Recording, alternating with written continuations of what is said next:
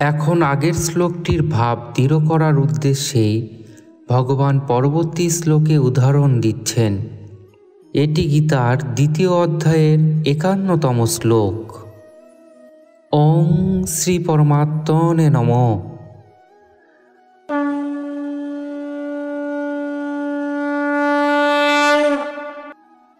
কর্মজং বুদ্ধিযুক্তা হি ফলং ত্যক্তা মনীষীন জন্মবন্ধ বিনির্মুক্তা পদং গচ্ছন্ত নাময়ম।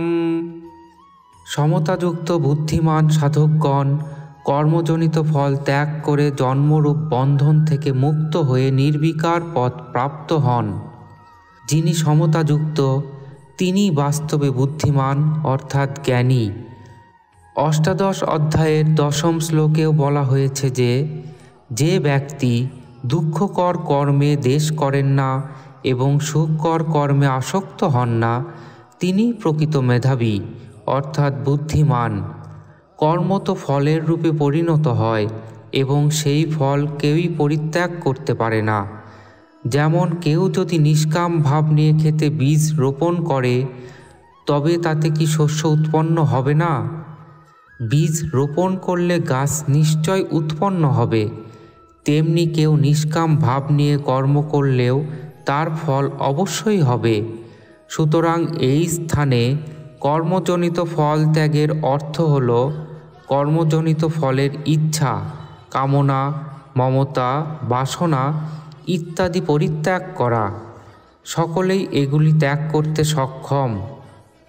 সমতাযুক্ত মনীষী সাধকগণ জন্মরূপ বন্ধন হতে মুক্ত হয়ে যান, কারণ সমতায় স্থিত হলে তাদের আর রাগ, আসক্তি, দ্বেষ, কামনা, বাসনা, মমতা ইত্যাদি দোষগুলি বিন্দুমাত্র থাকে না।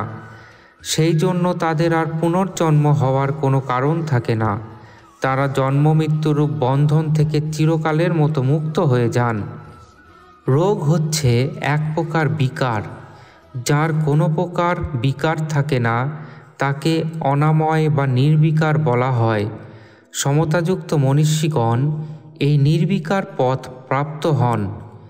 এই রূপ নির্বিকার পথকে পঞ্চদশ অধ্যায়ের 5ম শ্লোকে অব্যয় পদ এবং অষ্টাদশ অধ্যায়ের 56তম শ্লোকে শাশ্বত অব্যয় পদ নামে অভিহিত করা হয়েছে। যদিও গীতায় সদ্গুণকেও অনাময় বলা হয়েছে, কিন্তু প্রকৃতপক্ষে নির্বিকার হচ্ছে নিজ স্বরূপ বা পরমাত্ম তত্ত্ব, কারণ এটি গুণাতীত তত্ত্ব যা প্রাপ্ত হলে কাউকে আর জন্মমৃত্যু চক্রে আবর্তিত হতে হয় না। পরমাত্ম তত্ত্ব প্রাপ্তির হেতু হওয়ায় ভগবান সত্যগুণকেও অনাময় নামে অভিহিত করেছেন। অনাময় পদ প্রাপ্ত হওয়া কেমন? প্রকৃতি হচ্ছে বিকারশীল, তাই তার কার্যরূপ শরীর জগৎ সংসারও বিকারশীল। স্বয়ং নির্বিকার হয়েও যখন এই বিকারশীল শরীরের সঙ্গে তাদাত্ম্য করে তখন সে নিজেকেও বিকারশীল বলে মেনে নেয়।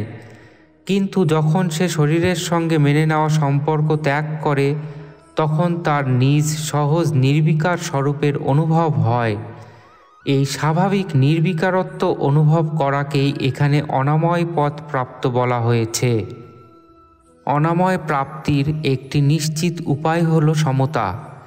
এর দ্বারা এই প্রমাণিত হয় যে উৎপত্তি ও বিনাশশীল পদার্থের সঙ্গে যখন কোনো সম্পর্ক না থাকে তখন নির্বিকারত্বের অনুভব হয়। তার জন্য কোনো পরিশ্রম করতে হয় না, কারণ এটি সৃষ্টি করতে হয় না, এটি সত ও স্বাভাবিকই। সাত্ত্বিক কর্মের ফল নির্মল, রাজসিক কর্মের ফল দুঃখ এবং তামসিক কর্মের ফল হল মূঢ়তা।